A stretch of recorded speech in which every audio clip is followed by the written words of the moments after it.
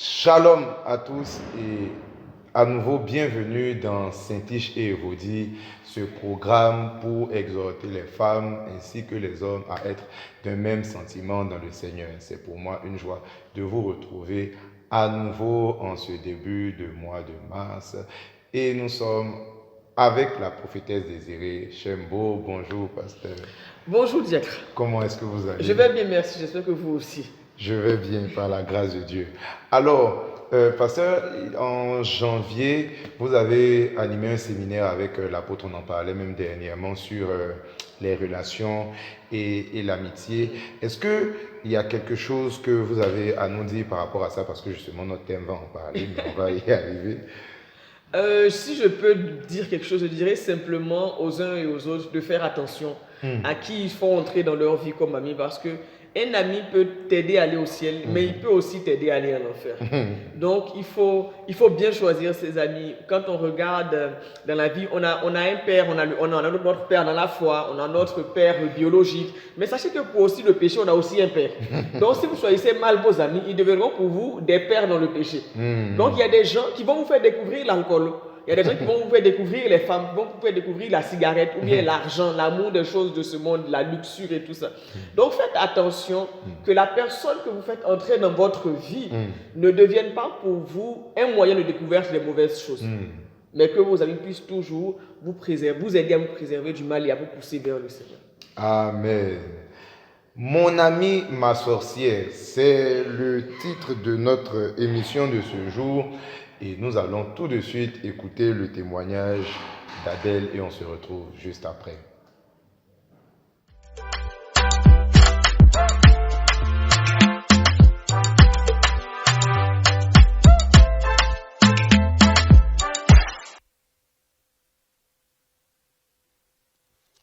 Shalom, je m'appelle Adèle et ça fait 3 ans que je me suis mariée.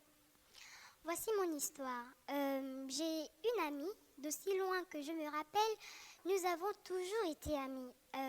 Nous avons fait toutes nos études ensemble, nos familles se connaissaient. En fait, nous sommes devenus une seule et même famille. Je me suis mariée alors que j'étais en dernière année de mes études supérieures. La première année de mon mariage, la situation financière de mon amie a rapidement changé. Ses parents ont tout perdu à cause du Covid. C'est avec difficulté qu'elle a fini la dernière année. Nous avons à peine 1 an de mariage lorsque j'ai demandé à mon mari si nous pouvions accueillir mon amie chez nous, à la maison. Ce dernier a accepté sans aucun problème.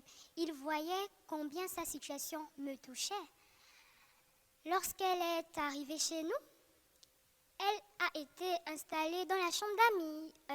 Nous l'avons mis dans le confort que pouvaient fournir nos moyens. Les premiers mois ont été sans aucun problème.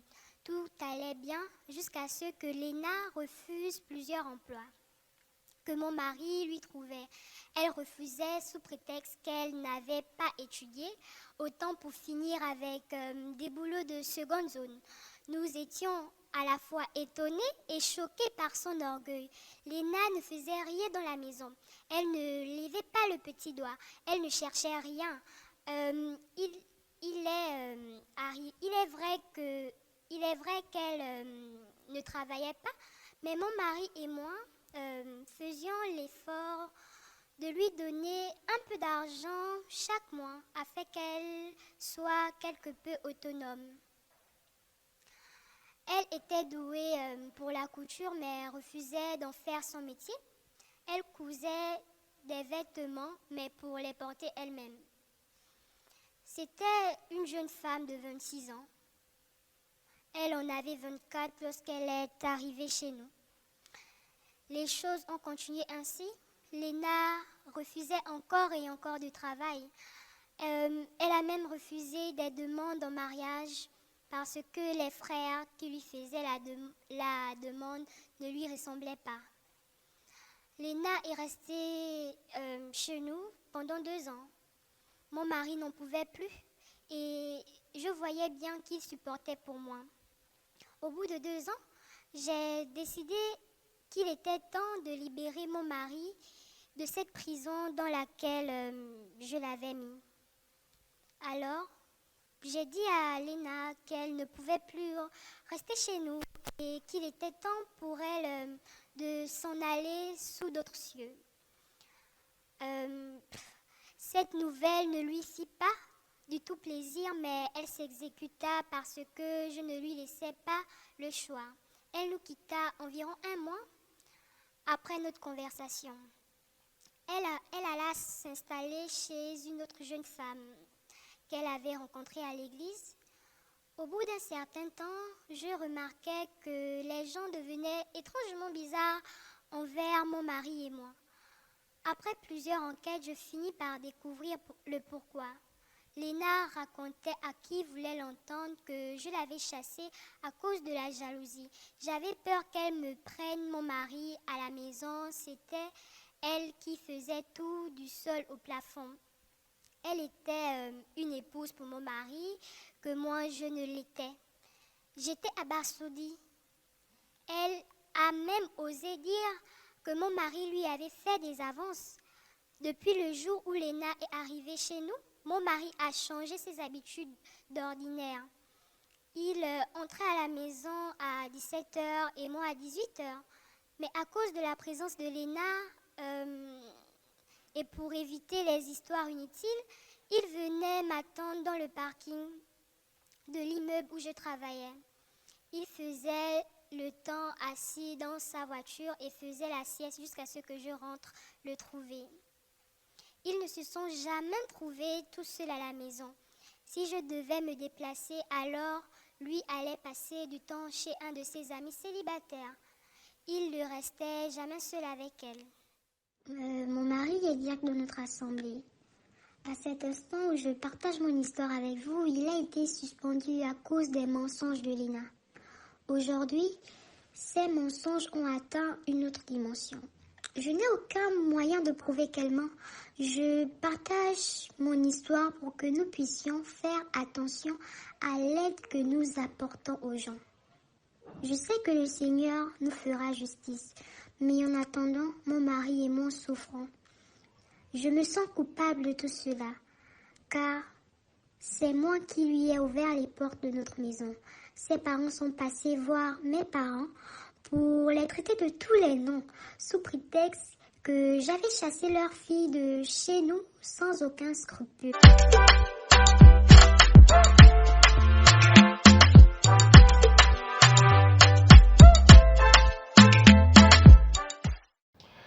Matthieu 10, 36 nous dit « Et l'homme aura pour ennemi les gens de sa maison. » Waouh, pasteur, quand j'écoute cette histoire, je me dis, est-ce qu'on peut faire confiance aux gens encore aujourd'hui? Avec le Saint-Esprit, oui, je me rappelle d'un de mes amis pasteurs qui avait vécu une histoire vraiment, je dirais, une trahison terrible. Il avait un groupe d'amis avec qui ils ont évolué. Dans la vie de tous les jours, ils sont entrés ensemble dans le ministère. En tout cas, c'était un bon groupe. Et puis, un jour, il y a quelque chose qui s'est passé. Quoi qu'il en soit, il y a eu trahison. Et je lui ai dit, mais comment tu vas faire? Est-ce que tu peux encore faire confiance et tout? Il m'a dit, en tout cas, il y a une chose qui est sûre, c'est qu'avec eux, j'ai vécu 1 Corinthiens 13. Parce que j'ai aimé sans soupçonner, j'ai aimé sans penser qu'un jour, ils allaient me faire ça. Et je crois que si j'ai pu le vivre une fois avec eux, Dieu fera en sorte que je puisse encore le revivre avec d'autres personnes. Il faut juste que je laisse le temps au Seigneur de guérir mon cœur. Parce que le manque de confiance est la preuve qu'on a un cœur qui est malade. Quand on a laissé le Seigneur nous guérir par rapport à une trahison, par rapport à quelque chose qui se passait dans une amitié, dans une relation, à nouveau, on peut faire confiance. Pas bêtement, mais à nouveau, on fera confiance avec sagesse. Ok. Alors, la première question que j'ai ici, en général, on va parler de limites dans les amitiés entre sexes opposés. Voilà, pour éviter des débordements, etc.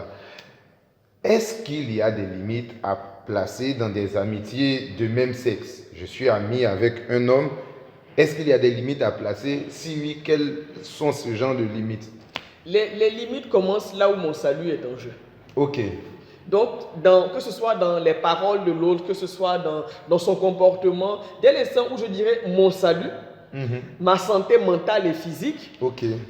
Ma santé financière aussi. Ok. Si une relation m'empêche d'être en bon terme avec les autres personnes, c'est qu'il y a un problème. C'est-à-dire, toute relation, qu'elle soit amicale, professionnelle, ecclésiastique ou maritale, devient un problème dès lors où elle m'enlève la paix. Ok.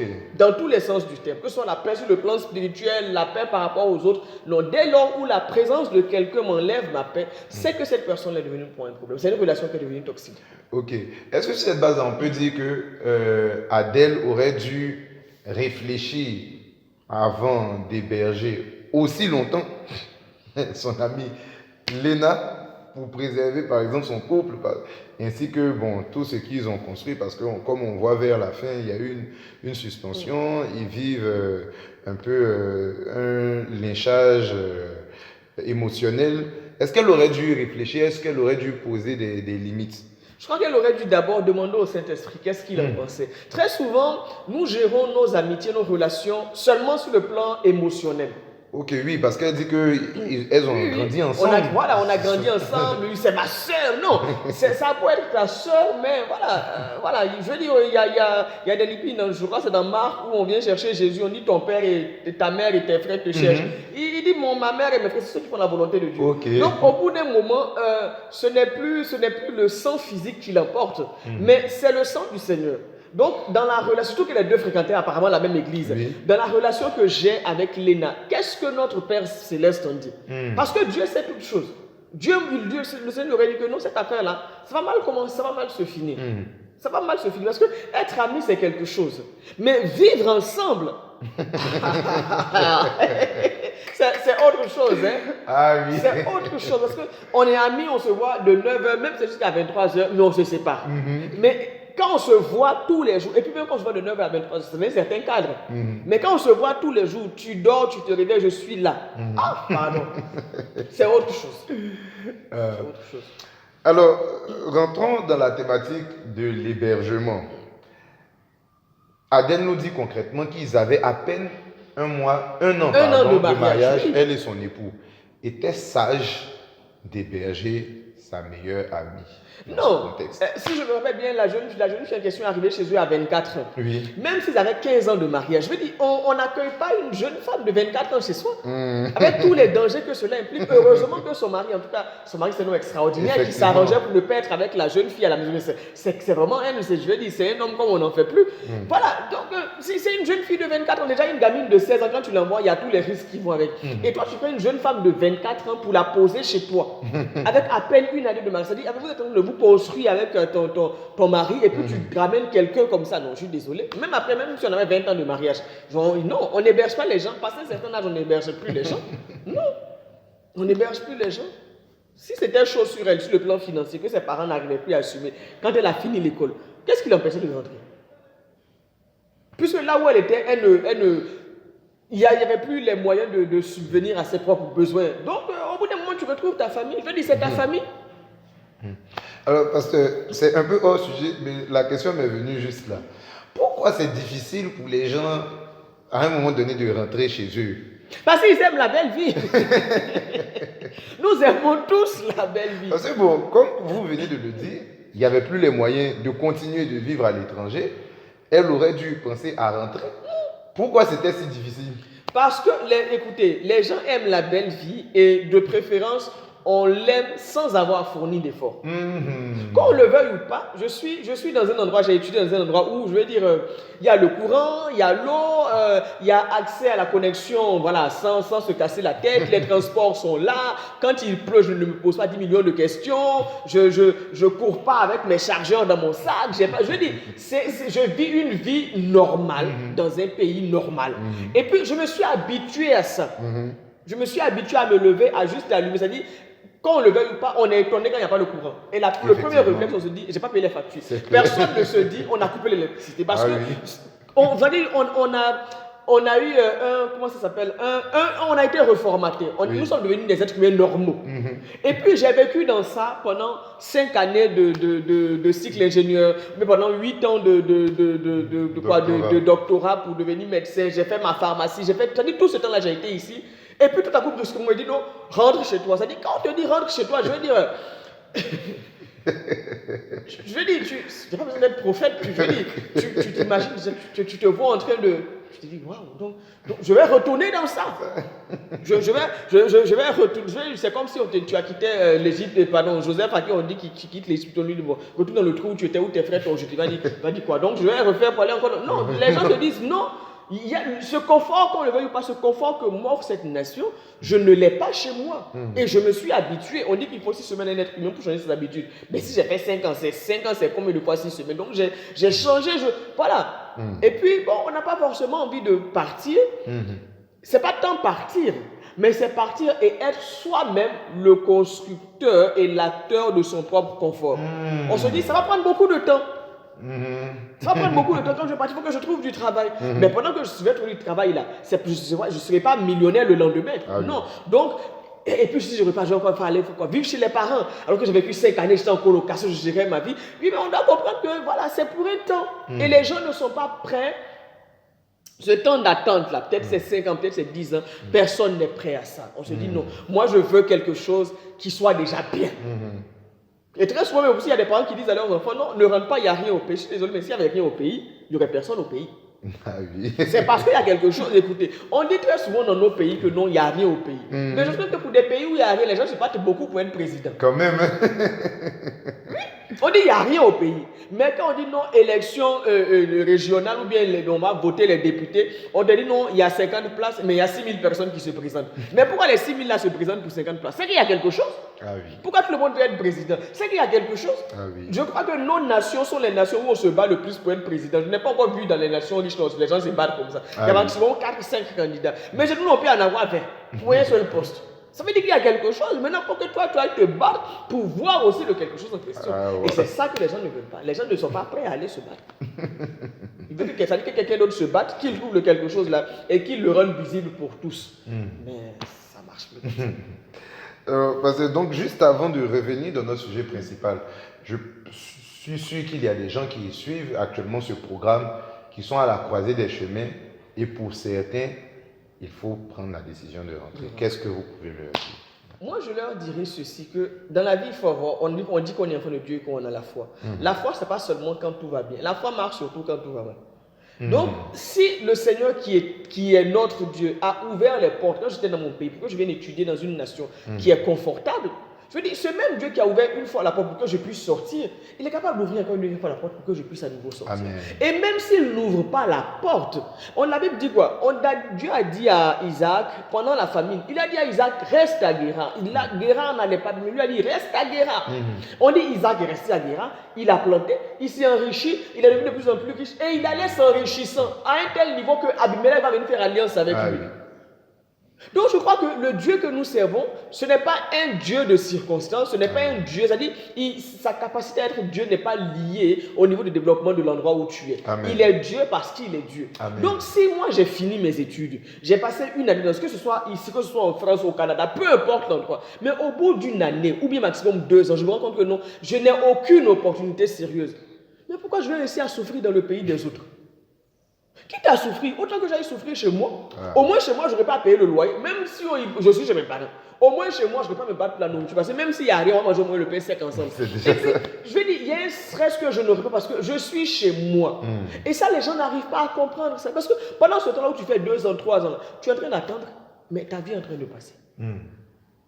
Ta vie est en train de passer. Vous qui êtes dans la croisée, vous finissez dans une année. Donnez-vous 1 an, maximum 2 ans. Là où je suis, si au bout de 2 ans, je n'ai rien de précis, au lieu de passer de maison en maison avec mes bagages, comme si j'étais un colis DHL, je rentre chez moi. Et ce n'est pas un échec de quitter l'étranger pour retourner chez soi. Amen. Ce n'est pas un échec. Ça va dire non, si je rentre, les gens vont se moquer de moi. Mais moi, au moins, je suis sorti. Toi, tu n'es jamais sorti. Ah oui. Toi, tu n'es je veux dire, Israël ne peut pas se moquer de Moïse qui est revenu en Égypte. Moi, je suis parti et puis j'ai décidé de revenir. Vous, là, vous êtes esclave. Donc, je veux dire, rentrer chez soi après ses études, ce n'est pas un échec. Dieu a pour nous des projets et les projets pour tout le monde ne se passent pas forcément à l'étranger.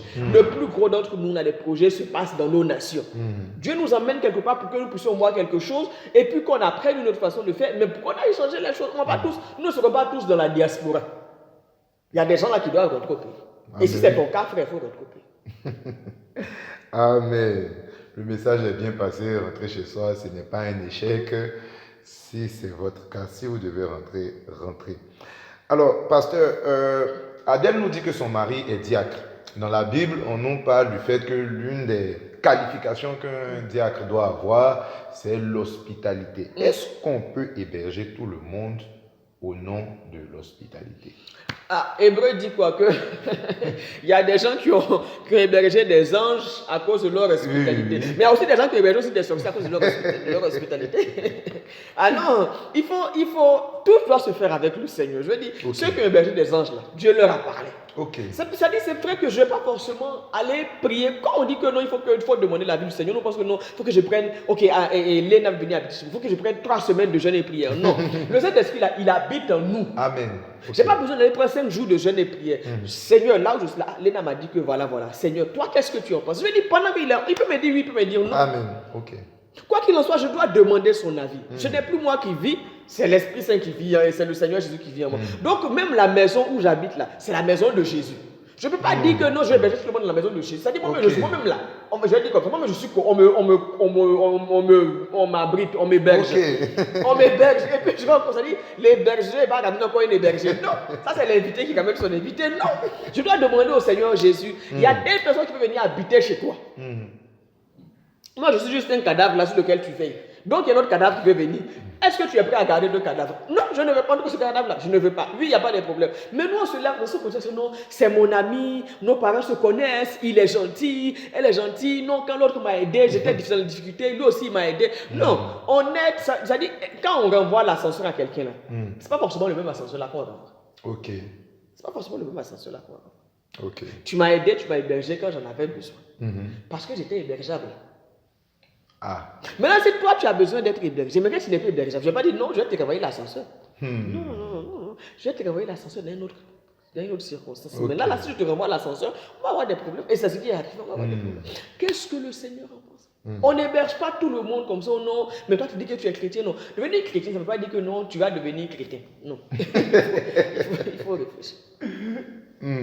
Il faut réfléchir, Et puis même, je dis que même sans le Saint-Esprit, vous venez à peine de vous marier, 1 an de mariage. Ce n'est pas une petite fille de 5 ans qu'on te dit non, il faut garder. C'est une jeune femme de 24 ans. Donc une femme qui est formée de partout, avec tout ce qu'il faut, là où il faut. Et puis tu vas venir la mettre sur le même toit qu'avec ton mari. Avec ton mari, c'est quel niveau de confiance? C'est pas comme s'il y avait une 3e personne dans la maison pour dire que non, si je ne suis pas là, ils seront au moins à 3. Quand tu n'es pas là, ils ne seront que tous les 2. Regarde toute la gymnastique dans laquelle elle a été obligée de mettre son mari. Quand il quitte le boulot, le pauvre, au lieu de venir à la maison, il dort dans les parkings souterrains comme s'il n'a pas de maison. Quand sa femme n'est pas là, il déménage pour aller chez son camarade célibataire. Mais maintenant, si maintenant l'ami aussi s'était marié entre temps, il allait faire comment? Aïe. C'est-à-dire, parfois je crois que les femmes, surtout les femmes, prennent des décisions, elles ne savent pas dans quoi est-ce qu'elles sont en train de mettre leur mari. Oh non, mais c'est ma camarade. Oui, mais c'est ta camarade, qu'est-ce que cela? Maintenant, si les deux étaient sortis ensemble. Tu vas dire quoi? Oh non, mon mari m'a trompé. Oui, mais ton mari t'a trompé, mais tu as envoyé la tromperie à la maison. Il n'est pas allé chercher ça au dehors. Toi, tu lui as ramené le péché. Tu lui as dit, voici le péché, tu peux pécher. Non. On est parfois trop dans les émotions. Il faut t'asseoir, il faut réfléchir. Quand je ramène ma copine chez moi là, qu'est-ce que ça peut créer comme problème? Ok. Je l'aime, c'est vrai. Qu'est-ce que ça peut créer comme problème? C'est même mieux, mais je me dis même tout l'argent qui sont déposés. J'aurais même pu lui dire, même prends une chambre quelque part avec d'autres. On va même t'aider à payer la chambre. Wow. Puisqu'apparemment, elle voulait l'aider tant que ça. Donc, en plus, on lui donnait l'argent de poche. Donc cet argent, on lui dit, vraiment. Ils étaient aisés. Pardon, non, il y a un niveau d'inconscience là. Non, tu dis non, que voilà, prends une somme, moi t'aider à payer la somme. Mais je ne peux pas te ramener chez moi. C'est-à-dire, il y a des choses, il ne faut pas voir les émotions, il faut voir loin. Qu'est-ce que ça peut engendrer comme problème? Et si le monsieur était tombé avec cette fille? 3 vies qui sont détruites. Parce que l'autre a été trop émotif. Non, il faut réfléchir. Alors, parce que le mot est bien trouvé, réfléchir, ça me permet de poser la question suivante. Quelle est la durée acceptable pour héberger quelqu'un? Quand les gens viennent, en tout cas moi, quand quelqu'un vient chez moi, je vais te définir, je vais te demander, tu viens pour combien de temps? Ok. Allez, tu vas d'abord me dire, toi, tu viens pour combien de temps? Ok. Si tu as dit que tu viens pour 6 mois, je vais me dire, ok, 6 mois. Est-ce que financièrement, je peux te gérer pendant 6 mois? Ok. Et puis quand tu vas rester 6 mois là, les implications dans la gestion de la maison là, c'est quoi? Ok. Parce que Léna, Elle faisait rien. de... Elle faisait, non, elle faisait, ça veut dire, on Elle lui donnait se l'argent. plaignait juste de Vraiment, pousser. elle était vraiment logée. Même cuisiner. Elle faisait rien. Vraiment logée aux frais de la princesse, comme on dit. Elle ne faisait absolument. Non, non. Quand tu viens chez moi, j'étais hébergé là. Ça veut dire quoi concrètement? Ok. Moi, de toute façon, parce que quand tu viens chez moi là, si avant, je mangeais un poulet en 4 jours, ta présence sera que je vais manger un poulet en 2 jours. Oui. Donc, mes provisions finissent plus vite. Mon gaz finira plus vite. Mes factures seront augmentées. Je ne vais pas venir sourire à la fin du mois pour venir dire merci. Hein. Non. Tu vas contribuer dedans en quoi? Ok. Même si tu n'as pas l'argent, la moindre des choses là, il y a des choses que tu dois gérer. Enfin, au moins, je dis, tu n'es pas devenu mon domestique. Hein. Mais je dis, donne-moi envie de te garder encore un peu. Ok. Je dis, ah vraiment, le diacre, quand il était ici, vraiment, en tout cas, il avait mon assiette, maintenant qu'il est parti, en tout cas, que Dieu le bénisse. Tu n'as pas donné l'argent, mais au moins, tu m'as déchargé quelque part. Ok. Mais il y a des gens qui arrivent chez toi, ils ne te donnent pas l'argent, ils t'ajoutent du boulot, et puis ils te créent des problèmes. Non. On doit définir les choses. Tu viens chez moi, si tu veux rester 6 mois, je ne peux pas t'héberger 6 mois, je ne peux t'héberger que 2 jours. Donc, tu sais que tu viens là pour 2 jours. Ok. Tu viens pour 2 jours, et au bout de 2 jours, tu pars chez toi. C'est dommage quand les gens viennent. Ils viennent, je veux dire, on les accueille à bras ouverts. Mais c'est triste qu'on doive les chasser. Parce que la maturité consiste aussi à se dire non. Même si l'autre ne dit rien, ça fait quand même 1 an que je suis là. C'est beaucoup. Je suis une charge pour eux. Avant que les choses ne tournent mal, moi, je fais tout le matin. Je dis non, je vais partir. Ok. Même si je vais aller rester chez quelqu'un, je dis non, tu vas me regarder pendant 1 année. Je crois que là, c'est bon. Oh non, mais il faut rester. Non, non, non, il ne faut pas exagérer non plus. Hein? Mes parents sont encore vivants, vous n'êtes pas, vous n'allez pas devenir mon papa et ma maman. Donc voilà. Et puis c'est un truc bizarre parce que pendant les 2 ans où ils n'ont même pas eu d'enfants. Donc ils étaient seulement stressés, mais ils n'ont pas même eu d'enfants. Non. Donc tu t'arrives. Après 3 ans de mariage. Donc toi, tu te dis que non, on m'a hébergé, on m'a fait du bien. Je pense que là, je suis en train d'abuser. Et puis je pars. Et puis je pars. Mais il y a des gens là, c'est-à-dire, ils veulent arriver au point où tu vas devenir le méchant. Et ça, je trouve que c'est la sorcellerie. C'est-à-dire, tu es conscient que la situation, c'est-à-dire, si toi, tu avais été dans ton propre cas, qu'est-ce que tu aurais fait? Si tu avais été dans le cas de l'autre, si c'est toi qui étais l'hébergeur, et puis l'autre, ton ami était l'hébergé, et puis tu vois une telle situation, comment est-ce que tu aurais réagi? Qu'est-ce que tu aurais fait? On ne se met jamais à la place de celui qui nous a hébergés. On est toujours, oh non, il est méchant, il m'a chassé, il m'a chassé. Oui, mais il t'a chassé, mais raconte-nous comment il t'a accueilli. Même si c'est un jour, grâce à cette personne-là, pendant 1 nuit, tu n'as pas dormi dehors. Ça, c'est comme l'histoire de ce jeune homme-là qui a passé 15 années chez son oncle. Et tout ce qui retient, c'est quoi? Oh non, un jour, on n'a pas donné à manger. En 15 ans. En 15 ans. Un jour, sa femme a cuisiné même pas de manger. On lui a demandé, tu restes pas combien de temps? 15 ans. Donc pendant 14 ans et 364 jours, tu as mangé. Oui. Donc c'est un seul jour là. Tu as résumé 15 années de ta vie à un seul jour où on ne t'a pas donné à manger. Et même tu ne dis pas, mais qu'est-ce qui s'est passé pour eux et puis tu n'as pas mangé. Tu dis qu'on ne t'a pas donné à manger. Malheureusement, c'est comme ça que les gens font. Ils ne diront jamais tout le bien qu'on leur a fait. Ils diront toujours, non, je suis resté chez eux, mais ils m'ont chassé. Mais qu'est-ce qui s'est passé? Tu es resté là-bas combien de temps? Et puis je vais dire, comme j'aime à le dire, mine de rien, quand à la base tu es censé ne rien avoir là, avoir un peu, c'est déjà bon. Parce que je vais dire, on a beau être amis, mais il n'y a aucune relation de sang entre ces 2 filles-là. Il n'y a aucune obligation entre elles. Il n'y a rien, absolument rien, ni sur le plan biblique, ni sur le plan humain qui disent que non, je dois t'héberger. Mais je t'ai hébergé pendant 2 années. Et puis ta famille, quand vous vous levez aujourd'hui, vous nous traitez de tout le monde. Alors que je n'avais même pas à le faire. Pas parce qu'on est amis. Je n'avais pas à le faire. En plus, dans de telles circonstances, où j'ai eu à peine de me marier, je n'avais pas à le faire. Mais j'ai pris sur moi tout ce qu'on a investi, les finances, l'argent qu'on t'a donné, le coût que tu as été pour nous, tout ça. Les gens ne regardent pas ça. Oh non, on m'a chassé. Ça, c'est pas gentil. Ah oui, c'est vraiment pas gentil. Alors, avant de passer à un autre pan du sujet, parce que ça fait 14 ans que vous êtes mariés, vous avez certainement déjà dû héberger des gens. Quel conseil vous pouvez donner à des couples? N'hébergez pas les gens. Je m'y attendais pas. N'hébergez pas les gens. Non, je suis désolé.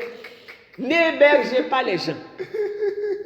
Je ne dis pas que toutes les personnes que j'ai hébergées ont été des sorcières, comme nous le dit le titre, mon ami, ma sorcière. Mais je me rends compte que, c'est-à-dire, il faut héberger, je veux dire, comment je peux expliquer ça? Il faut héberger des gens qui vous acceptent. Ok. Je ne sais pas si je me fais comprendre. Parce qu'il y a des gens que vous hébergez, mais qui viendront chez vous comme pour être le chef ou bien comme pour être votre égal. Non, quand on t'héberge, c'est-à-dire le simple fait qu'on t'ait hébergé là, que tu le veuilles ou pas, frère, tu es tombé de haut. Tu es tombé. Parce que quand tu n'es pas tombé, on ne t'héberge pas. Les seules personnes qu'on héberge et qui ne sont pas tombées, ce sont les enfants. Dès l'instant où ce n'est pas tes parents, ce n'est pas ton papa, ta maman qui t'héberge là, ça veut dire que quelque part, il y a un truc que tu ne veux pas, la situation a changé. Oui. Ça dit, c'est pas méchamment que je le dis, mais tu dois l'accepter et tu dois te mettre dans ça. Mais malheureusement, il y a des gens, leur situation a changé, on les héberge, mais ils veulent se la jouer. Oh non, moi je ne mange pas tel beurre. Mais maman, Waouh. le beurre que tu manges là, il faut aller payer. Je reviens un peu à notre histoire, comme Léna qui retrouve du boulot, qui dit non, moi j'ai un niveau d'études élevé, je ne peux pas faire ce genre de boulot là. Mais si tu ne peux pas faire ce genre de boulot là, il faut partir. Je veux dire, quand on t'héberge là, il y a un niveau d'orgueil que tu dois enlever. J'aime pas les gens qui sont dans le besoin et qui sont orgueilleux. Je dis non, c'est pas possible. C'est pas possible. Je dirais en tout cas au nouveau couple là, n'hébergez pas les gens. Même si c'est un ancien couple, n'hébergez pas les gens. Bon. Ancien, ça dépend aussi de l'âge de la personne. Quoi qu'il en soit, laissez-vous conduire par le Seigneur. Mais franchement, si vous avez moins de 5 ans de mariage, n'hébergez pas les gens. N'hébergez personne. Si quelqu'un peut venir dormir, passer la nuit, un week-end, ok, maximum une semaine, après la personne s'en va. Je crois que 5 ans, c'est le temps qu'il nous faut pour poser le couple, mais aussi pour commencer à devenir parents. Donc, quand on a un enfant, on a besoin d'être avec la famille, et puis voilà. Donc, au bout de 5 ans, ok, on peut commencer à envisager, mais ce n'est pas une jeune femme de 24 mois prendre héberger à 5 ans. Non, si je t'héberge à 24, tu as 24, ça veut dire que j'ai le double, ça veut dire que je peux te mettre au monde. Non, non, je ne peux pas héberger quelqu'un que je ne peux pas mettre au monde. Ça, en tout cas, ça vraiment la nature m'a enseigné. Quelqu'un que je ne peux pas mettre au monde, je ne peux pas t'héberger. Pas tu vas vouloir monter sur ma tête. Si je veux te mettre au monde, je te dis que je peux être là, mais tu me cherches, je vais te frapper. Voilà, c'est-à-dire, il y a des menaces que je peux te donner et mettre à exécution. Mais tu es hébergé, genre, non, c'est le petit frère de mon papa, il vit chez nous. C'est comme si tu héberges ton papa. Il y a des choses que tu ne peux pas lui dire. Même s'il se comporte mal. Tu peux pas le dire parce que bon. J'ai dit, papa, faut parler à ton frère là. Il a dit non, faut laisser, tu sais, il est vieux, il est moche. Donc tu es dans ta propre maison. Et puis les choses sont dans ta gorge. Ça, c'est pour avoir le goût pour rien. Non. Héberger des gens que vous pouvez mettre au monde. Tu dis non, ici là c'est chez moi. On fait comme ça. Mais les gens qui sont, non. Ça, vos alter ego, ou bien qui sont plus âgés là. Pardon, ça là c'est du travail pour moi. Parlons un peu de Léna.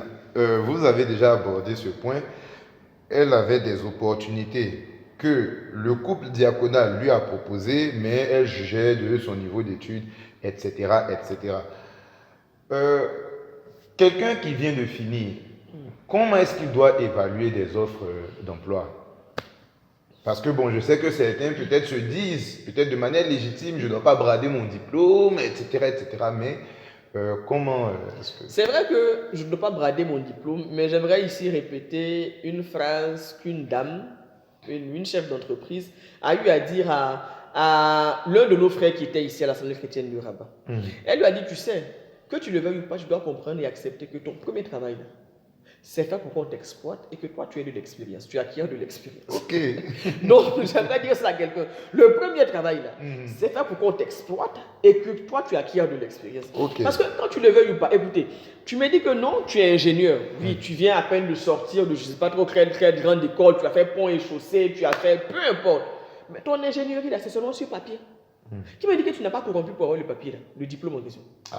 C'est-à-dire, il n'y a rien, absolument rien qui prouve que ce qui est écrit sur le diplôme là, tu sais le faire. Le diplôme ne dit pas que tu sais faire. Le diplôme me dit que normalement, si tu as bien suivi les cours là, tu peux faire ce qu'on a écrit là. Il faut que je voie ce qu'on a écrit là, tu peux le faire. Donc, au début, je vais te payer, non pas forcément en tant qu'ingénieur, mais en tant que quelqu'un qui est en train de faire un stage pour me prouver que ce qu'on a dit là, il peut faire. Donc tu vas venir pendant 1 année, pendant 2 ans, tu vas me démontrer que réellement tu as les compétences pour être payé et évalué comme un ingénieur. Là, maintenant, je vais dire, ok, en tout cas, ce jeune homme, c'est d'une fille à démontrer que là, je vais sortir. C'est-à-dire, quand je débourse l'argent là, vraiment, je sais que je peux payer un ingénieur parce qu'il me fait un travail d'ingénieur. Ok. Mais tu me dis non, que comme tu es jeune, toi, tu veux qu'on te paye à 1 million parce que tu as fait telle école. Oui, mais l'école est restée. Est-ce que tu peux, l'école, ce qu'on t'a appris, est-ce que tu as retenu? Tu n'as pas retenu. Le premier travail là, c'est fait pour que tu acquières de l'expérience. Ok. Pour que ta connaissance théorique là devienne quelque chose de pratique, devienne ton vécu, ton quotidien de tous les jours, que tu apprennes la routine dans ton domaine et tout ça. Donc il faut accepter que tu sois légèrement payé en dessous. Peut-être qu'un ingénieur doit être payé à 1 million, mais accepte d'être payé à 800 000. Tu te dis, c'est 200 000 de moins, mais je suis là pour apprendre quelque chose. Ok. Demain, j'aurai une telle expérience que quand on va m'appeler, le simple fait même que j'arrive sur site là, je n'ai pas encore touché une aiguille, le simple fait que je sois là, j'ai gagné 1 million. Parce que j'ai acquis de l'expérience. Ok. C'est-à-dire, j'ai accepté qu'on me malmène, mais j'avais un but. Ok. J'avais un but. Je veux dire, quand on prend, faut comprendre une chose, quand on commence à travailler là, le premier truc, c'est pas d'avoir l'argent, c'est d'avoir de l'expérience. C'est-à-dire, je me dis quoi? Je me dis, je veux me vendre. C'est-à-dire, je veux arriver à un niveau où, comme j'aime à le dire, je ne suis plus un exemple du concept, je suis devenu la définition du concept. Et pour en arriver à là, faut accepter qu'on te brime. Ok. Il faut accepter, écoutez, Jésus a accepté qu'on le maltraite. Il est devenu le salut. Waouh. Il est devenu, aujourd'hui, quand on a dit qu'il n'y a aucun autre nom par lequel on puisse être sauvé là, c'était en théorie, mais maintenant on voit qu'il n'y a aucun autre nom par lequel on puisse être sauvé. Donc quand on dit le salut de l'homme là, tu vas monter, tu vas descendre à la fin là, tu vas dire c'est Jésus. Il est devenu la définition du concept.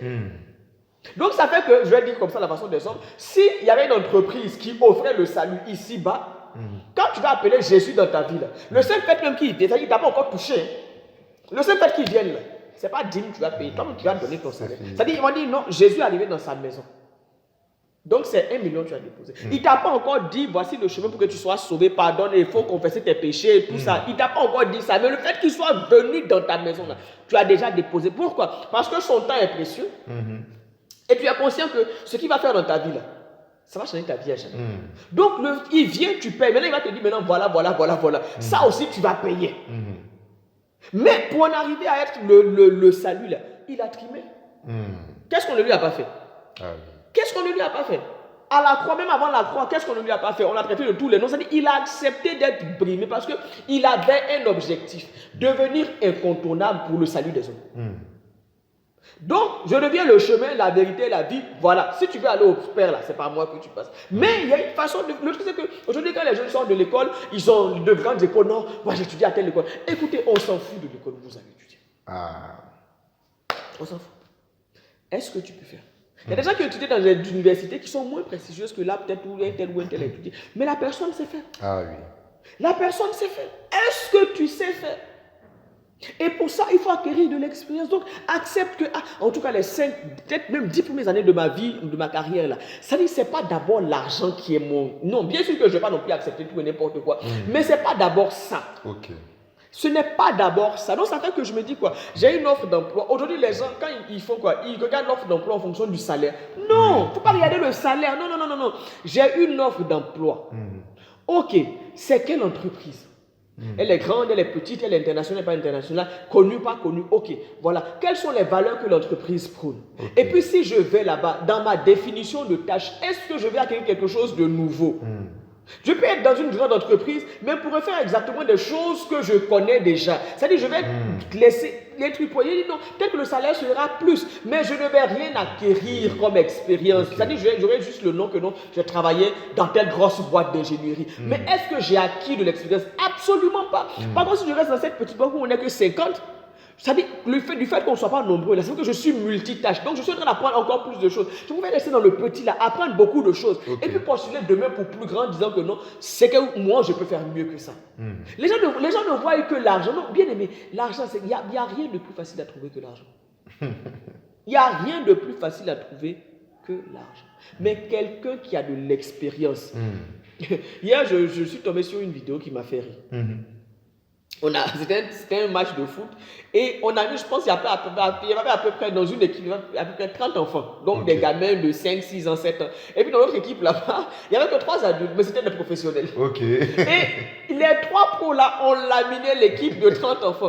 Et on a mis un bon, on dit, c'est pas le nombre qui compte. On dit, prends 50 qui sont inexpérimentés. 3 expérimentés vont toujours les battre. Wow. C'est-à-dire, au bout d'un moment là, dites-vous que ma valeur là, ce n'est pas le fait d'avoir travaillé dans telle grosse boîte, mais c'est le fait d'avoir de l'expérience. C'est le fait d'avoir de l'expérience. C'est-à-dire, quand j'arrive comme ça, on sait que non, celui-là, celle-là, en tout cas, la personne connaît.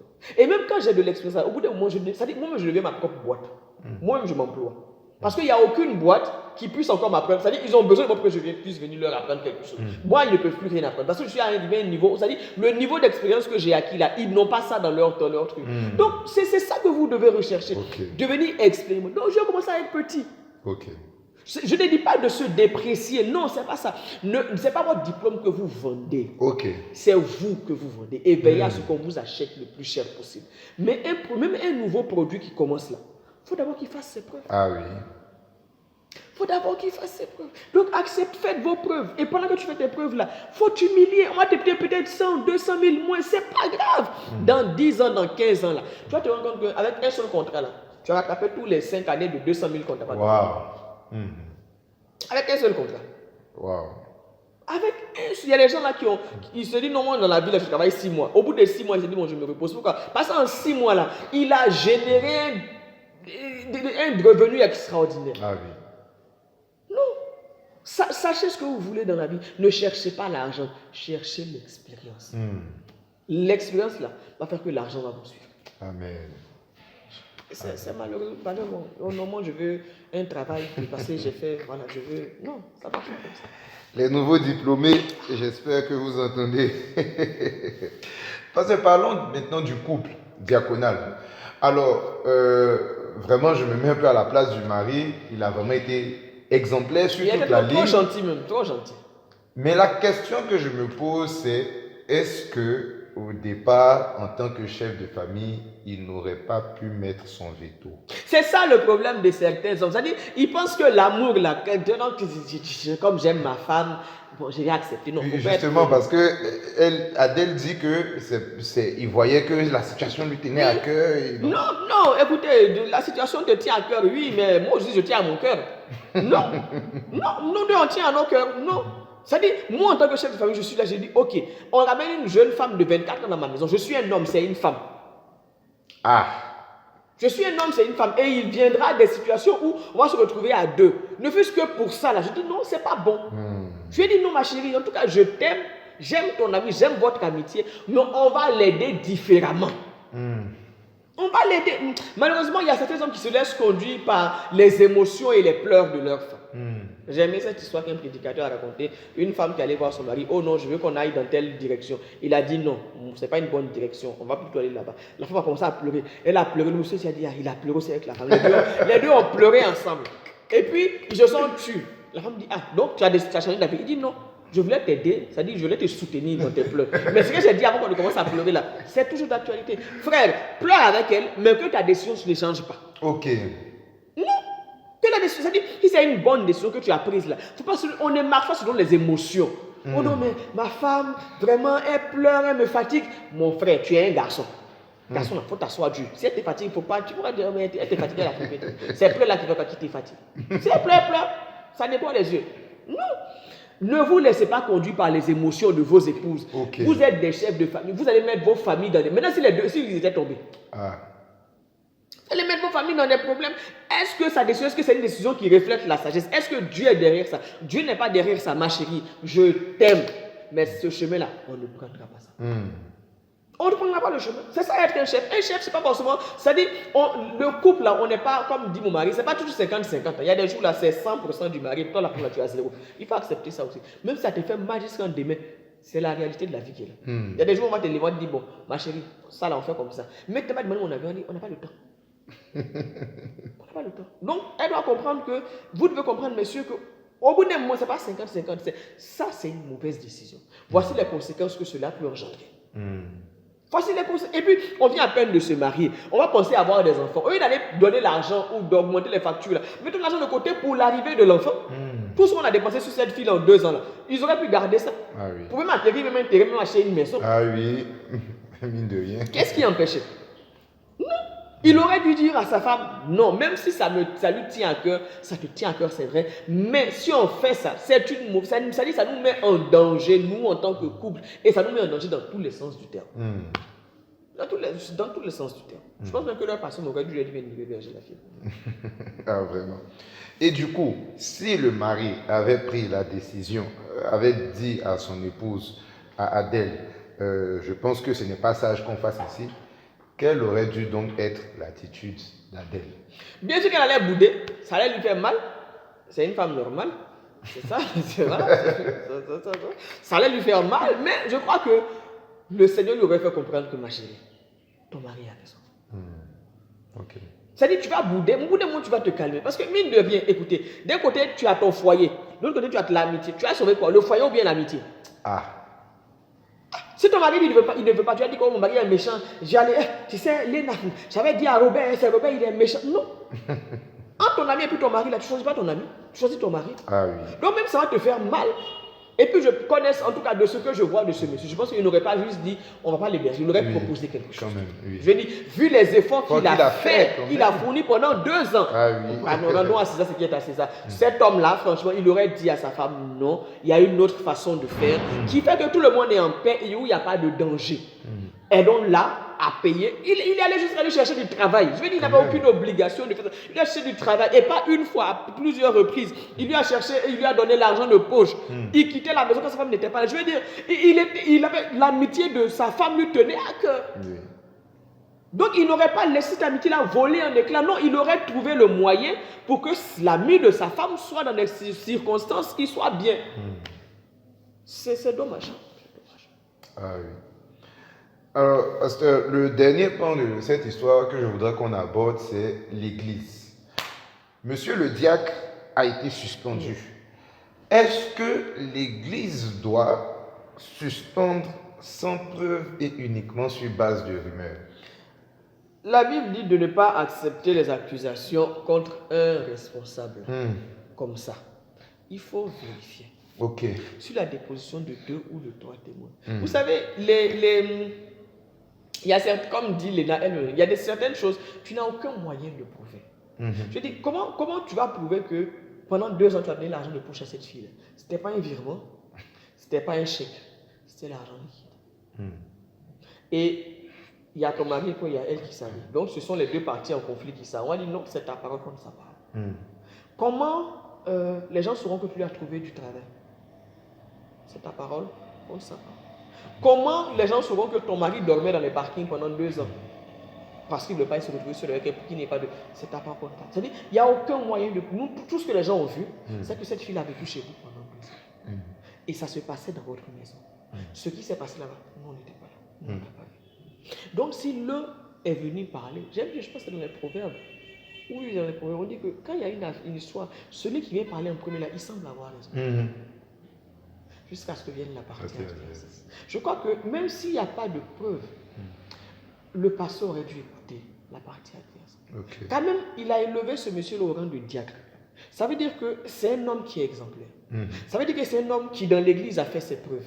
Donc on ne peut pas mettre de côté tout son vécu, toute son expérience dans la sanctification, là, juste sur la déposition d'une seule personne. Il ne peut pas faire ça. L'église aurait dû investiguer, l'église aurait dû poser des questions. Parce que c'est sûr que cette fille dans le quartier, on voyait qu'elle avait un mauvais comportement. C'est sûr qu'on voyait qu'elle avait un mauvais comportement. L'église aurait dû chercher. L'église aurait dû chercher. Et je dirais, là où il n'y a pas de preuve, je n'aurais pas suspendu mon diacre. Je suis désolé. La confiance que j'ai en lui là, l'emporte sur la confiance que j'ai dans une simple brebis. Je ne crois que si. Quoique si, disons les choses comme elles sont, il y a une hiérarchie qui est là. Si j'ai fait confiance à quelqu'un pour lui dire que non, tu vas être direct, ça veut dire que je sais que cette personne-là va m'aider dans le ministère. Donc je ne vais pas laisser une brebis venir remettre en cause le choix que j'ai. Je dis, je n'ai pas fait ce choix-là, moi, j'ai le choix avec le Seigneur. Donc même si tu l'accuses, ça dit autant je vais prendre en compte ce que tu vas dire, mais sache que je le prendrai en compte dans une certaine mesure. Sinon, écoutez, ce n'est pas toutes les accusations brébales là, que je vais. Donc une brebis va venir, oh non, le responsable là, il a fait comme ça. Allez, tu n'es plus responsable parce qu'il a mais décidément. Donc ça veut dire que tout le monde peut passer à venir accuser tous les responsables. Non, quand on met quelqu'un à un poste de choses, ça veut dire qu'on a un minimum de confiance dans cette personne-là. Et puis qu'est-ce que le Seigneur me dit? Qu'est-ce que le Seigneur me dit par rapport à la personne? C'est vrai que je n'ai pas de preuves, mais qu'est-ce que mon témoignage dirait? Qu'est-ce que l'Esprit me dit? Vas-y, suspends-le ou bien ce sont des histoires. Non. Qu'est-ce que le Seigneur me dit? Je ne peux pas suspendre quelqu'un, un responsable, parce qu'une brebis est venue se plaindre et puis il n'y a aucune preuve, et puis surtout je suis en paix. Non. Ce qu'il t'a dit ailleurs, il a dit que non, écoutez, je ne peux pas le suspendre parce que j'ai prié, j'ai analysé la situation, je suis désolé, mais en moi, là, je ne me sens pas troublé. Et n'étant pas troublé là, je préfère suivre la paix que j'ai que de suivre l'histoire d'une brebis. S'il y en a 2, il y en a 3, là je vais poser peut-être à m'inquiéter. Mais je dis, tu es toute seule, et puis je suis en paix. Je dis, ça ne tient pas, c'est trop facile. C'est trop facile, parce qu'il y a beaucoup de gens qui se baladent là pour accuser leurs amis. Oh non, il m'a fait ça, oh elle m'a fait ça, oh ceci, oh non. Non. Il faut des preuves, et surtout, qu'est-ce que le Seigneur me dit? Qu'est-ce que le Seigneur me dit? En fin de compte, ils ont tout perdu, si je peux dire ça comme ça. La réputation à l'église, bon, quoique c'est pas le prestige, mais il était quand même un diacre. Voilà, ça veut dire qu'on a quand même une confiance en lui, il a perdu ça, ce que les gens vont dire de lui. Je dis, ils ont perdu beaucoup de choses. Ils ont perdu beaucoup de choses. Et puis c'est sûr que c'est une histoire qui s'est exportée à l'extérieur de l'église. Parce que même les familles ont commencé à... La famille de Léna a commencé à aller... Non, je suis désolé. Quand cette fille-là vivait chez sa copine, là, aucun membre de sa famille n'a appelé pour dire merci. Maintenant qu'on lui a dit de partir, maintenant les gens commencent à dire, oh non, aller adresser les autres. Non, c'est pas sérieux. C'est pas sérieux. Demain, quand on saura la vérité, là, mais il y a des gens qui ne sauront jamais que en fait, la fille montait parce qu'ils auront quitté le pays, ils seront partis. Donc ils seront partis avec l'idée que non, ce monsieur-là, il avait fait la cour à cette jeune femme. Donc imaginez demain, vous vous retrouvez dans une convention de pasteurs, et puis tu vois que non, le diacre Robert est devenu pasteur. Vraiment, les gens se connaissent n'importe quoi. Le gars, là, si tu connais son histoire, il a hébergé une jeune fille avec sa femme. Ma chère, il avait même couché avec la fille, elle était enceinte, mais il a fait avorter. Donc, c'est l'idée qu'on va garder de lui. Parce que quand la vérité a éclaté, moi, je n'étais plus là. Et là où je suis là, la vérité n'est pas arrivée là-bas. Donc je suis parti avec l'idée que non, le diacre Robert a été suspendu parce qu'il était sorti avec Léna et puis il avait fait avorter et puis voilà, parce que chacun a mis aussi son grain de sel. Donc l'histoire de on l'a chassée est devenue non, elle a été avortée, voilà. Donc imagine dans la convention de pasteur, c'est l'idée, donc moi je vais dire à un, tu sais, le Robert qui se va dire, ah bon. Et puis le 1 qui se retrouve en train de déjeuner avec 2, 3. Ah mais vraiment j'ai appris une histoire, vraiment, vous savez le pasteur Robert, oui, celui qu'on a mis pour les annonces là, oui. Ah ben écoutez, apparemment, voilà, oh là là, mais on dirait pas, pourtant quand on voit cet homme qui est sérieux, en tout cas les gens sont compliqués, Et puis, ça, donc, au bout de 2 jours de convention, on est 50, 100 pasteurs, tout le monde sait que moi, Robert, j'ai engrossé Léna il y a 5 ans, il y a 10 ans, que je l'ai fait avorter et que j'ai été suspendu. Donc les gens qui parlaient avec moi bien, maintenant, ils me disent bonjour. Ah, bonjour, ça va. Et puis les gens commencent à parler. Donc, je ne comprends pas. Et là où peut-être quelqu'un pensait à m'inviter, la porte est fermée parce qu'il a entendu que non, j'ai fait de mauvaises choses. Donc, ça dit, la mauvaise réputation, les mensonges que quelqu'un a racontés sur moi ont fait que les portes que Dieu voulait, les portes qui auraient dû être ouvertes là, ça va être fait. Non, maintenant, je commence à combattre pour des portes que Dieu m'avait déjà ouvertes. Pourquoi? Parce que les gens racontaient des bêtises sur moi. Donc là où on me faisait confiance, on dit, ah bon, attends d'abord qu'on l'invite, on va d'abord aller prier pour voir ce que le Seigneur pense de ça. Et malheureusement, ça dit, il y a ceux qui vont aller prier, mais il y a ceux qui vont dire non, ce que j'ai entendu là, c'est la vérité, donc on reste comme ça. Les gens ne réalisent pas le tort qu'ils font quand ils gâtent la réputation de quelqu'un. La Bible dit que la réputation de l'homme, c'est un parfum de grand prix, c'est plus qu'un parfum de grand prix. Nous aimons tous les parfums de grand prix, mais la réputation, c'est plus qu'un parfum de grand prix. Donc quand tu es en train de raconter des mensonges sur la vie de quelqu'un là, Demain, quand la vérité va éclater, c'est-à-dire le même zèle, le même engouement avec lequel tu as mis sur Facebook, tu es allé sur Insta, tu es allé sur TikTok, tu es allé sur je ne sais pas quoi là. Est-ce que tu auras le même engouement pour faire le tour des réseaux sociaux et pour dire non, en fait, j'avais menti? Parce que si tu ne fais pas ça là, sache que moi, je vais faire ça. Le jour où je vais apprendre que tu as menti sur quelqu'un, je vais mettre en statut que, en fait, l'histoire, là, voici ce qui s'était passé. La personne n'a pas menti. La personne, c'est l'autre là qui a menti. Et je vais faire relayer ça. Et puis, je connais beaucoup de gens. J'ai un répertoire comme ça, gros comme ça. Donc, je vais faire relayer ça partout pour que l'on sache que tu as menti. C'est-à-dire, je vais te renvoyer l'ascenseur. Je vais vraiment te renvoyer le même ascenseur. Tu as gâté la réputation de quelqu'un, non? Je vais gâter ta réputation. Je vais te renvoyer le même. Et puis, je ne suis pas en train de pécher. Non. Je suis en train de défendre la vérité. Ce n'est pas un péché. Si défendre la vérité va exposer tes mensonges, moi je ne suis pas responsable. Je ne t'ai pas dit de mentir. Je ne t'ai pas dit de mentir. Je suis une fervente défendresse de la vérité. Donc, je vais défendre la vérité. Je vais mettre la. J'ai dit non, la restitution. Non. Là, je suis en train de restituer la vérité. Je me fais la chevalière de la restitution. Donc, je vais restituer la vérité. Mais si toi, ça te porte préjudice, ça n'engage que toi et ton mensonge. Moi, je ne vais pas dire de mentir. Les gens ne réalisent pas combien de fois ils font du tout. C'est-à-dire, un petit mensonge là. C'est parti. Ah, tu sais, le diable là, tu sais, il me faisait la cour. Hein. Ah bon, oui. C'est fini, c'est parti. Pourtant, il t'a même jamais dit bonjour. Mais dans ta psychopathie, tu as inventé une relation que non, Lazare, Yohan me disait bonjour. À l'époque, il était plus. Maintenant, il y a un gars qui me dit même plus bonjour. Mais à l'époque, là, Yohan et moi, tout qu'on était comme ça. Vous savez, mentir est facile quand même. Et puis, on vient tous d'un pays. On s'est tous rencontrés ici. Donc, je ne connais pas ton passé. Si tu me dis que non, le patient tel là, il va faire la cour. Hein. Moi, je vais aller vérifier comment. On n'était pas ensemble au pays. Donc, les gens mentent et ils accusent leurs amis. Et puis, ça part comme ça. Ça part. Un quel tel quitte le Maroc, il part avec l'idée que non, le diable Yohan a fait la cour à la sœur telle. Ah, lui là, pardon. On s'est aventuré le nombre de filles qu'il a courtisées. Pourtant, voilà. Mais même pas, ça dit, une fois, il y a des gens qui étaient en train de me critiquer, j'étais à côté. Ça dit, l'autre dit à son ami que non, je la connais. Je dis, tu me connais, mais je suis assis. Ça, non. Et c'est arrivé, c'est mon mari. Ça dit, on te critique, tu es là, l'autre raconte des choses sur toi, attestant que non, vous déjeunez ensemble, que vous étiez copains comme cochon. Mais il n'arrive pas à reconnaître que c'est toi qui es là. C'est grave ça. Je vais dire, maintenant, dans ce genre de situation, je vais faire quoi? Frère, c'est moi? Ou bien je vais t'écouter pour voir jusqu'où tu vas aller dans ton abominable mensonge. Je veux dire, pour dire à quel point, c'est-à-dire il y a des gens pour qui c'est juste, je veux juste gâter sa réputation. C'est-à-dire je ne veux même pas chercher. Il y a des gens, c'est-à-dire la vérité ne les intéresse pas. Même quand ils savent que c'est faux là. Bon, mais moi je te dis que je la connais. Mais la personne est assise là. Et puis tu ne peux pas reconnaître la personne que tu dis que vous avez été amis. Ça qu'au bout d'un moment, il y a un problème. Il y a un problème. Oh non, c'est mon ami. Et puis, voilà, j'ouvre une parenthèse. J'aimerais vous dire quelque chose, vous les brebis, là. Évitez de suivre et de croire toutes les personnes qui viennent se présenter à vous comme étant nos amis. Vous avez compris? Oh non, j'ai été le voir parce qu'il a dit qu'il est votre ami. Oh non, je l'ai hébergé parce qu'il m'a dit que non, il est votre ami, vous le connaissez. Ça ne veut rien dire. Oh. Ça ne veut rien dire. Frère, je connais Messi. Mais est-ce que Messi me connaît? Est-ce que Messi me connaît? Tu dis que tu connais le pasteur, mais est-ce que le pasteur te connaît?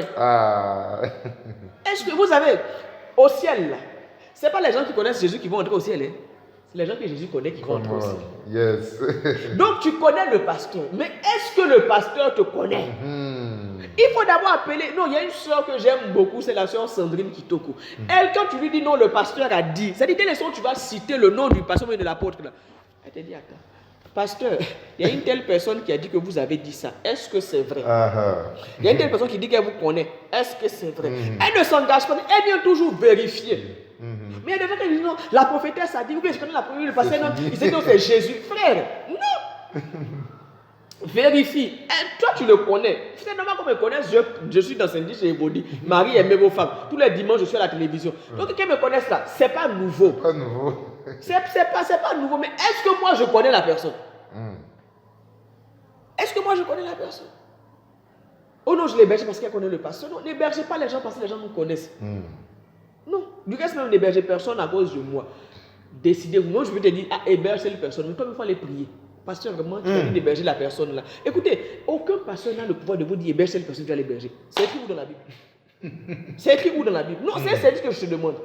Non, j'ai l'enfant d'un ami qui vient, il n'y a pas la place. Est-ce que tu peux le garder pendant 2 semaines? Mais toi, tu vas aller bien, tu sais que tu vas prendre en compte le fait que ton pasteur te demande un service. Ça compte. Mais ce n'est pas la volonté de Dieu non plus. C'est pas le pasteur, il n'est pas Jésus non plus. C'est d'accord, pasteur, j'ai compris. Pasteur, vraiment, j'ai du mal à vous dire ça, mais quand je prie, je ne suis pas en paix cette histoire. Je ne vais pas t'en vouloir. Je ne suis pas fâché contre toi. Je ne vais pas te parler. C'est ta maison, c'est toi qui vas payer. C'est toi qui vas vivre avec la personne. Tu ne sens pas, tu ne sens pas. N'hébergez pas les gens parce que je vous ai dit. Allez prier. Peut-être que moi, la personne est sorcière, je n'ai pas vu la sorcellerie parce que j'aime trop la personne. Parfois, l'amour fait que tu ne vas pas le péché. J'aime trop la personne, je n'ai pas vu, le Seigneur m'a parlé, mais je n'ai pas vu. Mais toi, tu n'as pas de relation avec elle là. Tu vas voir que c'est clair. Vraiment, la personne n'est pas claire. Tu me dis, pasteur, je ne sens pas l'affaire. Tu ne sens pas l'affaire. Je ne vais pas t'en vouloir pour ça. L'enfant, on va lui payer l'hôtel. On va lui payer l'hôtel. Non, soyez tranchant et aiguisez votre capacité à juger les choses. Sinon, vous allez vraiment héberger des démons. Amen. Amen. Parce que alors que nous sommes en train de finir, j'aimerais que vous donniez un message à 3 catégories de personnes. Premièrement, aux hommes qui sont dans la situation du diacre, qui a vraiment essayé d'être et qui a été correct sur toute la ligne, mais au final, qui reçoit le retour du bâton alors qu'il n'a rien fait, qui reçoit le mal pour le bien. Qu'est-ce que vous pouvez dire à quelqu'un qui est dans cette situation? J'aimerais leur dire que même si ça prend du temps, Dieu fait justice. Amen. En tout cas, la justice de Dieu, là, il y en a. Dieu fait justice. Dieu fait justice. Dieu fait justice. Peu importe le niveau de mensonge dans lequel quelqu'un vous a mis, peu importe sous combien de couches de mensonges on vous a enterré, il suffira juste d'une parole pour que ce mensonge-là éclate. Un jour ou l'autre, l'un en question va aller refaire ces mêmes choses-là chez quelqu'un d'autre. Un jour ou l'autre, la vérité va éclater. On dira, mais si tu es venu te comporter chez moi ici, ça veut dire qu'en fin de compte, quand tu étais chez le diacre là, c'est ce que tu vas faire aussi. Tout ce que tu as raconté là, en fait, c'est pas vrai. Et puis, on va commencer à raconter qu'en fait, non, mais cette fille, elle avait menti. Un jour ou l'autre, on connaîtra la vérité. Pendant ce temps, diacre, reste dans la prière. Là où je sais que je n'ai rien fait là, peu importe la tempête qui va se lever, je vais rester serein. C'est vrai que ça fait mal parce que tu te dis, mais j'ai construit une réputation, j'ai bâti ma réputation, je me suis gardé, j'ai pas eu d'histoire avec les gens. Et puis, le bien que j'ai voulu faire se retourne comme ça contre moi. Dieu saura me faire justice. Je vais rester calme. Je vais pas ne quitte pas l'église. Mais si tu pars là, on va dire, oui, voilà, il n'a même pas, voilà, la preuve même là, il a quitté. Ne quittez pas l'église, restez là. Restez là, que l'on vous voie, que vous êtes toujours loyaux envers le pasteur. Ne commencez pas à bouder, ne faites pas un groupe de prière chez vous sans que le pasteur ne sache. Ne rentrez pas dans la déloyauté. On a été injuste envers vous, mais vous restez juste. Amen. Restez loyaux jusqu'au bout. Et le moment venu, le pasteur il dira que non, il est impossible que ce gars-là, qui se comporte comme ça, qu'il ait fait ça, il va me commencer même à douter. Restez tranquille. Dieu fera justice. Amen. Dieu vous fera justice. Amen. Amen. Pasteur, qu'est-ce que vous pouvez dire aux Adèles qui sont trop crédules en amitié? La Bible dit que la femme sage bâtit sa maison. La sagesse, là, c'est aussi savoir faire entrer les bonnes personnes dans sa maison. Et savoir reconnaître les mauvaises personnes. Il y a des gens pour qui on est en relation, on est amis, c'est vrai. Mais c'est une amitié qui doit rester au dehors. Que l'amitié reste dehors. N'essayez pas de sauver tout le monde aux dépens de votre propre vie ou de votre propre foyer. Ma chérie, tu aimes ton ami, c'est vrai. Mais avant de poser un acte qui engage ton foyer, va demander au Seigneur. Va demander au Seigneur. Les femmes sont dans les émotions. Les femmes, non. Laisse tes émotions à côté.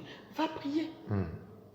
Allez prier. Qu'est-ce que Dieu me dit par rapport à ça? Qu'est-ce que le Seigneur me dit par rapport? Nous sommes enfants de Dieu. Nous marchons selon l'esprit. Alors marchez selon l'esprit. En tout cas, Léna, je t'aime. Mon amitié pour toi là, me tient à cœur. Mais je ne peux pas te prendre chez moi. De toute façon, le plus important pour Léna, c'est d'être hébergée.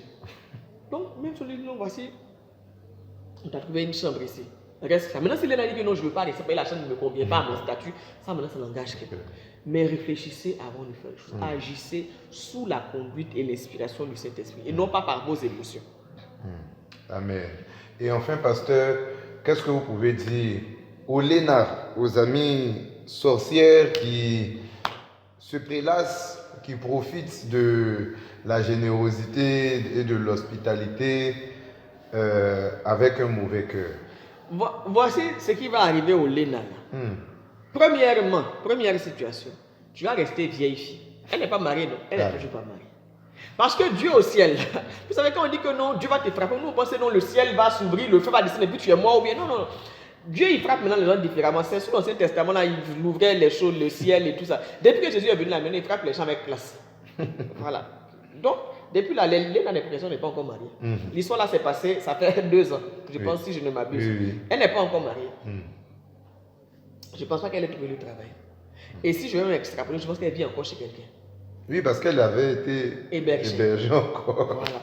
Donc, le mensonge que tu as généré là a fermé les portes du mariage, les portes du travail et bien entendu les portes du confort. Donc, tu es toujours dans la même situation, tandis que l'âge avance. Deuxième chose, situation qui peut se faire, tu vas trouver le mari, quelqu'un va sortir avec ton mari. Parce que tu vas héberger aussi, tu vas héberger une petite fille, elle aussi va sortir avec ton mari. C'est-à-dire, toi, on n'a pas sorti avec toi, non. Maintenant, comme Dieu est bon là, vous savez, quand Dieu donne, il donne toujours en excès.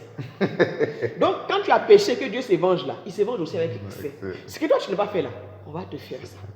C'est ce qu'il a dit à David, non? Tu as couché avec la femme des gens en cachette, ils t'ont fait ça, mais aussi au vu de tout Israël. Et c'est ce qui est arrivé. On va te faire la même chose là, mais aussi au vu de tout le monde. Parce que Dieu au ciel, il est juste. Donc ne pense pas que là où tu es là, je suis bien. Non, tu n'es pas bien ma chérie, tu es en train de creuser ta propre tombe. Tu as mis les charbons ardents là sur ta tête comme ça. C'est en train de brûler. Tu ne vois pas la fumée, c'est en train de brûler. Et ta vie va s'éteindre, ta lampe là va s'éteindre avant le temps. Si tu ne vas pas rétablir la vérité, c'est ce qui va t'arriver. Amen. Alors, pasteur, une toute dernière chose qui me vient juste là. Il y a eu une rumeur, l'église a commencé à alimenter aussi la rumeur, ça a débouché sur la suspension d'un responsable de manière injuste. Qu'est-ce que vous pouvez dire aux gens qui vont à l'église, qui entendent des rumeurs sur leur pasteur, sur leur responsable? Quelle attitude on doit avoir en tant que chrétien? Déjà, quand je vais à l'église, je ne vais pas à l'église pour savoir ce qui se passe dans la vie des autres. Okay. Je ne suis pas le pasteur. Donc, franchement, ce que l'autre fait de sa vie, là, à moins qu'il vive dans le péché, là, ça ne m'intéresse pas. Ok. Vraiment, ça ne m'intéresse pas. Je ne suis pas animé de l'esprit du savoir et du dire. Tant que ce que tu fais, ce n'est pas le péché, que ça ne touche pas au témoignage de l'église de Jésus-Christ, là. Mon frère, ma soeur, vis ta vie. Ça ne m'intéresse pas. Ça, c'est la première chose. Deuxième chose, là. Dieu connaît les responsables de l'église et il m'a dit va dans cette église-là. Donc si même le pasteur en question là, c'est un pasteur qui vit avec la vie, il est dans la vie des femmes. Dieu sait qu'il a la vie des femmes et il m'a dit va dans cette église. Ça veut dire que Dieu est en train de gérer son enfant. Ce que le pasteur fait de sa vie là, vraiment, ça ne m'intéresse pas non. Moi la question que je me pose c'est, ce monsieur qui aime les femmes là, est-ce que Dieu peut passer par lui pour me montrer le chemin du ciel? Si la question est oui là, le reste là. C'est-à-dire, je ne suis pas venu à l'église pour gérer le pasteur. Okay. Je ne suis pas venu à l'église pour gérer les brebis. Je suis venu à l'église là pour me gérer ma relation avec le Seigneur. Okay. Ma relation avec le Seigneur. Donc, je prends ma vie et puis je mets ce qu'il a prêché, c'est la vérité. Je vais suivre. Si lui, il n'est pas un exemple là, Seigneur, c'est pas pour de rester ici. Donc, je suis là. Ok. Je suis là. Dieu sait que ce n'est pas un exemple. Dieu sait que ce n'est pas un exemple. Dieu n'a pas travaillé avec des gens qui étaient exemplaires. Dieu a travaillé avec des gens qui n'étaient pas exemplaires. Donc, l'idéal aurait été qu'il soit un exemple. Mais il a fait ne pas un exemple. Tu veux que moi je reste? Si Dieu me dit reste là, je reste là. Maintenant, les gens vont commencer à raconter des choses. En quoi est-ce que moi, ça m'édifie?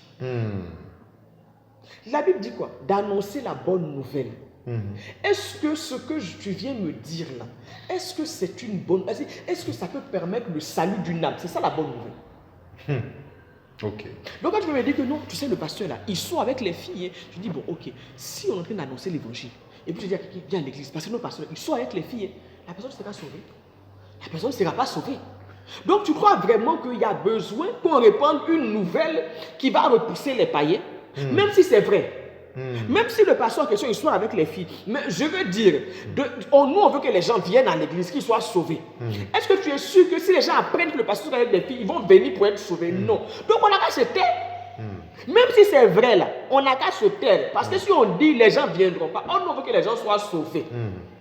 On veut que les gens soient sauvés. Dieu qui est au ciel là, va gérer ses problèmes avec son enfant. Nous là, allons annoncer que Jésus est mort et ressuscité. C'est tout. La vie du pasteur là, les brebis ne sont pas là pour surveiller le pasteur. Vous n'êtes pas là pour surveiller non plus le responsable. Vous êtes là pour qu'on vous montre le chemin du ciel. Amen. Je peux te dire non, ne fume pas. Et puis moi j'ai la cigarette dans la bouche. Toi tu veux quoi? Tu veux rester en vie, mais tu veux faire ce que j'ai fait.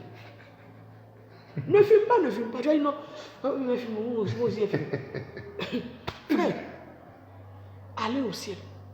Laissez le pasteur. Dieu qui a appelé le pasteur là, Dieu va gérer le pasteur. Ok. Dieu va gérer le pasteur. Toi, tu vas t'en mêler. Pourquoi? Quand Saül s'est détourné là, aucun ancien d'Israël n'est venu voir pour dire que non, tu t'es détourné. Non, c'est Dieu et lui qui ont réglé leur histoire. L'homme que tu n'as pas appelé là, tu ne peux pas le juger. Comment? Tu ne peux pas le juger. Ce n'est pas toi qui l'as appelé. Ça dit son patron lui-même là, ne lui dis rien. Toi qui es son employé, toi tu as dit quoi? Non, écoutez, les brebis ne sont pas là pour juger le pasteur. Qu'il ait une bonne ou une mauvaise vie, au mieux, si la vie du pasteur te dérange, quitte l'église. Et tu quittes l'église dans le silence. Ok. Pourquoi tu as quitté l'église? Parce que mon temps là-bas est arrivé. Ok. C'est tout. Okay. Oh non, le pasteur là, oh non, non. Tu as quitté l'église pourquoi? Mon temps là-bas est arrivé. Oh non, je n'étais plus édifié, le pasteur. Ça là, tu te tais.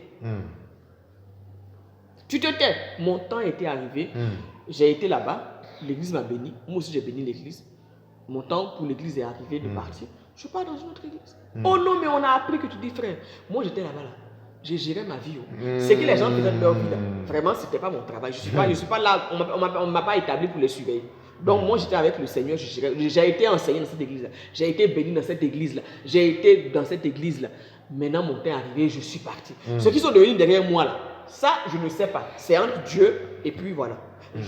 David appelait Saül quoi? Mon père.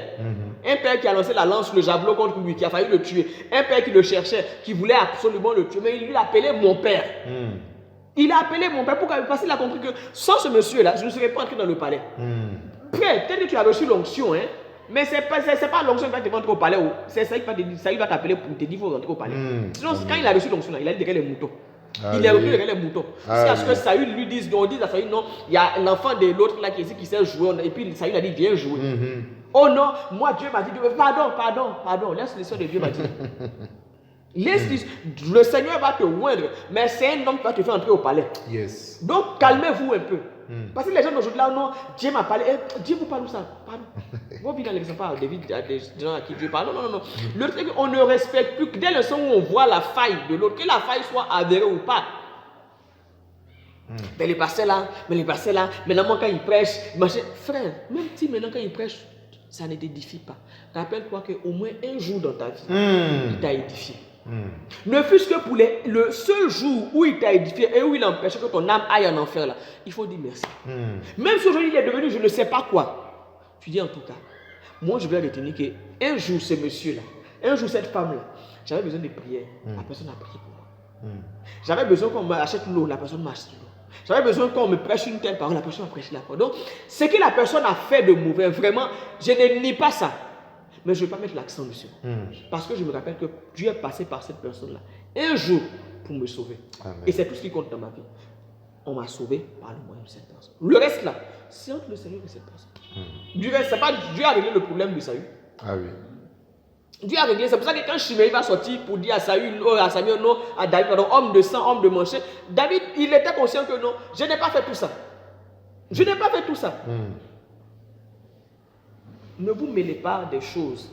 David a dit quoi? Il dit, je suis comme un enfant sévère auprès de sa mère, je suis au calme. Je ne me mêle pas des choses qui sont trop élevées pour moi. Frère, les choses de responsabilité là, c'est trop élevé pour toi. Tu es une brebis, reste là. Toi, tout ce que tu veux là, c'est qu'on te donne à manger. Est-ce que quand tu viens dimanche, on t'enseigne? Est-ce que les enseignements sont bibliques? C'est conforme à ce que la Bible dit, c'est la saine doctrine. Merci. Quand tu viens en entretien, on te parle, on te donne les bons conseils. Merci Seigneur. Le reste là, ça ne te regarde pas. Oh non, on a acheté une nouvelle voiture pour le pasteur. Et puis quoi? Oh non, l'argent de l'église, pourquoi on ne nous dit pas dans cette église-là comment on gère l'argent? Quand tu es dans ton pays-là, tu sais pas comment on gère l'argent. Non. Je trouve que quand les chrétiens arrivent dans cette nation, ils deviennent un peu trop curieux. C'est-à-dire c'est le pouvoir qu'ils n'ont pas eu dans leur pays-là. Ils veulent qu'on leur donne ça ici. Je suis désolé. Au pays, tu sais pas comment on gérait l'église? Tu ne savais pas. Alors, par exemple, si tu veux que non, je t'appelle, je te dis non, on a eu 100 dirhams d'offrande, voici, je prends 10 dirhams, fais ci, fais ça. Pourquoi? Toi, tu me dis comment tu gères ton argent? Non. Que chacun reste à sa place. Amen. Que chacun... Je suis triste qu'on ait suspendu cet homme parce qu'il n'a rien fait. Que chacun reste à sa place. Amen. Amen. Que chacun reste à sa place. C'est sur cette note que nous allons finir. Merci beaucoup, prophétesse, pour merci à vous. Votre partage. Saint-Tiche et Evodi, c'est fini pour ce mois. Mon ami, ma sorcière, nous avons en tout cas retenu énormément de leçons. Et quelle que soit la catégorie dans laquelle vous vous trouvez par rapport à cette histoire, vous pouvez tirer des leçons. Nous donnons rendez-vous le mois prochain, toujours avec le même créneau, le premier lundi du mois à partir de 12h30. Alors, je ne manque pas de vous rappeler que si vous avez des questions, vous avez des situations par rapport auxquelles vous avez besoin de conseils, n'hésitez pas à nous écrire donc, au numéro qui s'affiche ainsi qu'à l'adresse mail. Et encore, si vous avez une histoire, quelque chose qui s'est passé dans votre vie et que vous croyez qu'il peut édifier un plus grand nombre, n'hésitez pas à nous en faire part. Nous allons respecter votre intimité et votre anonymat. Nous allons adapter les faits de sorte à ce que votre intimité ne soit pas exposée. Mais l'objectif est bien entendu d'exhorter les hommes et les femmes à être d'un même sentiment dans le Seigneur. Que Dieu vous bénisse. Shalom.